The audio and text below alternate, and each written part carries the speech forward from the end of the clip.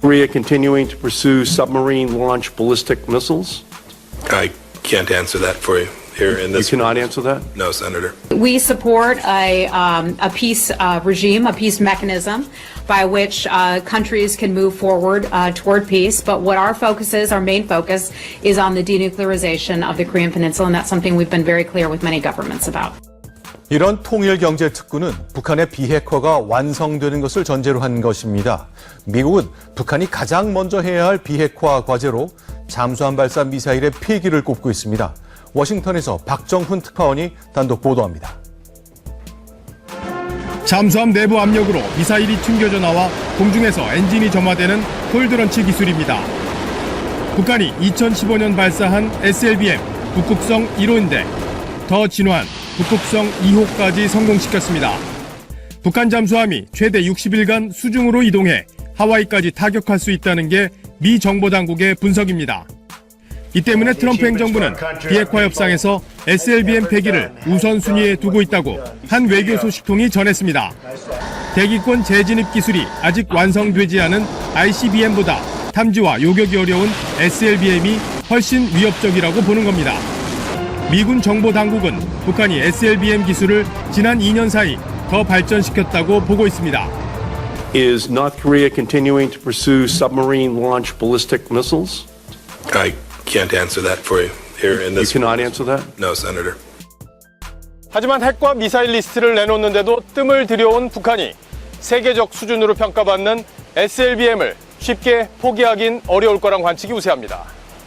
따라서 실제 협상에서는 북미 간의 지난한 힘겨루기가 이어질 것으로 보입니다. 네, 북한의 비핵화 소식 뉴스 분석으로 이어가겠습니다. 오늘의 에디터 보도본부의 하태원 부장과 함께하겠습니다. 안녕하세요. 네. 자, 분석 키워드 소개해 주시죠. 네, 지지부진한 비핵화가요, 분수령을 맞을 조짐을 보이고 있습니다. 자, 9월 한 달은 북한이 약속한 비핵화가 의미 있는 진전을 이룰 수 있을지를 좌우할 중대 기로가 될 것 같습니다. 자, 그렇다면 올 1월 신년사 이후에 빠른 흐름이 있었는데 네. 올 상반기와 지금 뭔가 좀 다른 흐름이 있습니까? 네, 6월 북미 정상회담 전까지는요, 네. 문재인 대통령이 주창한 한반도 운전자론이 네. 아주 힘을 발휘했던 그런 시기입니다. 네. 이렇게 남북 정상회담이 북미 관계를 전반적으로 견인하는 그런 구조였습니다. 네. 자, 6.12 정상회담 한 번 무산될 뻔하지 않았습니까? 네. 그걸 되살린 것 역시 2차 남북 정상회담이었는데, 네. 자, 7월이 되면서는요, 이게 급격하게 기류가 달라졌습니다. 자, 네. 이제는요, 북미 관계가 남북 관계 흐름을 그렇게 제어하고 있는 그런 상황인데, 자, 폼페이오의 방북 성과, 아직 예정이지만 이 성과에 네. 따라서 3차 남북 정상회담의 어떤 일정 역시 영향을 받을 그런 상황이 된 것 같습니다. 자, 그러면 이런 변화를 좀 지적을 해주셨는데 이런 네. 그 흐름의 변화가 생긴 이유 뭐라고 보세요? 네, 비핵화를 위한 본격적인 수싸움이 시작된 것, 그게 근본적인 이유입니다. 자, 미국과 북한 모두 한국의 중재자 역할을 맡길 생각이 전혀 없기 때문에 우리 정부가 설 자리가 그만큼 좁아진 셈입니다. 자, 남북이 정상회담 날짜를 특정하지 못한 것 역시 남북관계 과속을 우려한 미국의 속내가 반영된 것으로 보입니다. 자, 비핵화를 위한 대북 압박 대열에서 문재인 정부 이탈하는 것을 우려하는 기류가 워싱턴 정가에서 힘을 얻고 있습니다. 헤더 노워트 대변인입니다. We support a peace regime, a peace mechanism by which countries can move forward toward peace. But what our focus is, our main focus, is on the denuclearization of the Korean Peninsula, and that's something we've been very clear with many governments about. 그러니까 국무부 장관, 폼페이오 장관이 북한에 3번 갔거든요. 그렇죠. 3번째 갔을 때는 김정은 못 만났잖아요. 네네. 그 후에 뭐가 달라진 거죠? 네, 친서까지 들고 갔던 거 기억하십니다. 네. 그러지만 김정은 위원장을 만나지 못하면서 이상교류가 흘렀던 것 역시 네. 사실이죠.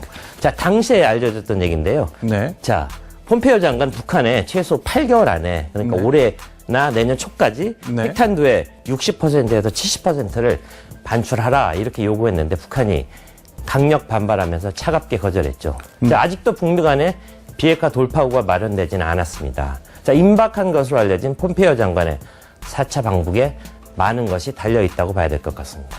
그러니까 지금까지 나온 거 보면 이제 북한하고 미국하고 잘 안 되는 게 네. 이거 주고 저거 받고 이런 주고받고가 과연 네. 균형이 맞는지 이 셈이 북한하고 미국하고 전혀 다른 거잖아요. 네, 그렇습니다. 자, 현 단계에서 중요한 것, 미국이 가장 중요하게 생각한 게 바로 이겁니다.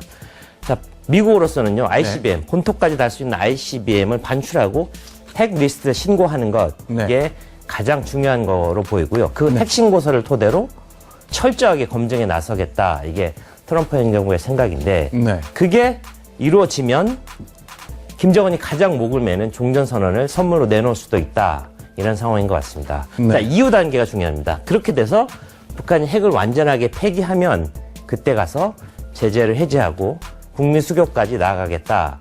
이것이 바로 미국이 생각하는 행동의 방식인데 과연 이 시나리오대로 흘러갈지 이번 폼페이오 장관의 방북에 많은 것이 걸려 있습니다. 저희가 이제 저울을 균형을 맞춘 것처럼 그렸습니다만 워싱턴과 평양의 생각이 워낙 달라서 자기들이 늘 손해본다고 생각하잖아요. 그럴 수도 있고. 그 균형 맞추기 작업 과연 올 8월, 9월 어떻게 진행될지 지켜봐야 되겠습니다.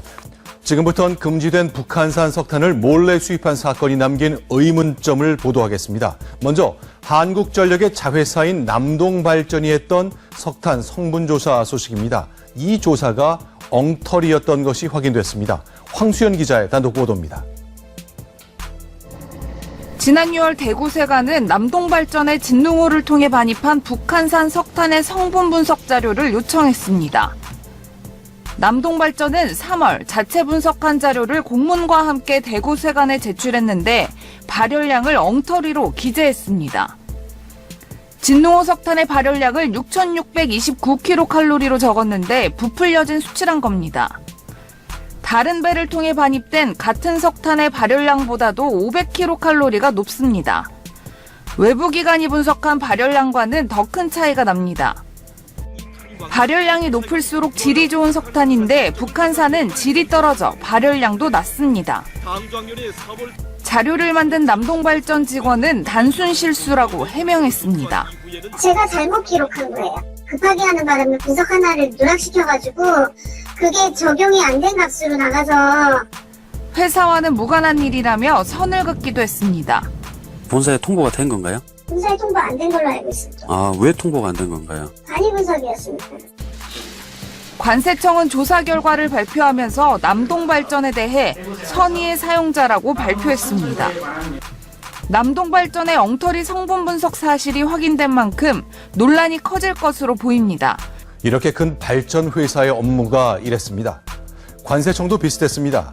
북한 석탄으로 의심된다면서 5달 동안이나 부도에 묶어도 놓고도 민원이 빗발친다는 이유로 결국 사용을 허가했습니다. 원산지 확인은 생략했습니다. 이민찬 기자입니다. 지난해 11월 포항세관은 수입업체 M사에 통지서를 보냈습니다. 안취환저우 66호가 들여온 석탄이 북한산으로 의심된다며 통관을 보류한다는 내용입니다. 비슷한 시기 동해세관도 같은 이유로 수입업체 H사에 진능호 석탄을 부두에 묶어뒀습니다. 남동발전에 이 사실을 통보한 사실이 있다라는 거죠? 그렇죠. 구두상으로 했다는 말입니까? 아마 그랬을 겁니다, 예. 하지만 약 5개월 뒤 통관 보류는 해제됐습니다. 관세청은 원산지 확인은 안 됐지만 장기간 보관에 따른 민원 제기와 러시아와의 외교 분쟁 등을 고려해 풀어줬다고 설명했습니다. 그러면서 책임은 업체에게 떠넘겼습니다. 화주한테 반송해줬다. 그 북한산 석탄 의심... 우리 조사율이. 관세청은 지난주 중간 수사 결과를 발표하면서 증거 부족과 페이퍼 컴퍼니란 이유로 M사와 H사에게 면죄부를 줬습니다. 허술한 조사에 대한 의혹은 커질 것으로 보입니다. 네, 지금 보신 것처럼 북한산 석탄은 처음에는 통관이 보류됐습니다. 이렇다 보니 난처해진 수입업체는 석탄을 넘겨준 업체에게 노력하겠다는 문서를 써주었습니다. 이동훈 기자의 단독 보도입니다. 진능호에 싣고 온 북한산 석탄은 지난해 11월 초 세관에서 통관이 보류됐습니다. 북한산으로 의심된다는 이유에서입니다. 당황한 수입업체 A사는 방법 찾기에 나섰고 석탄을 넘겨준 업체와는 통관을 위해 노력한다는 협의서를 같은 달 10일 작성합니다. 국내에 반입된 석탄에 대해 통관이 빠른 시일 내에 되도록 서로 노력한다고 명시했습니다. 목표 시한까지 정해놓고 잔금 지불을 약속했습니다. 통관이 11월 30일까지 된다고 가정해 놓고 잔금을 3차례 나눠 지급한다는 겁니다. 통관을 위해 어떻게 노력한다는 구체적인 방법은 적시되어 있지 않았습니다. 다만 석탄 수입 과정을 잘 아는 소식통은 통관을 위해 민원제기나 관련 기관 방문 등의 방법이 언급됐다고 전했습니다. 보류됐던 북한산 석탄은 5개월 뒤 통관됐습니다. 관세청은 통관 이유 중 하나로 민원 제기를 꼽기도 했습니다.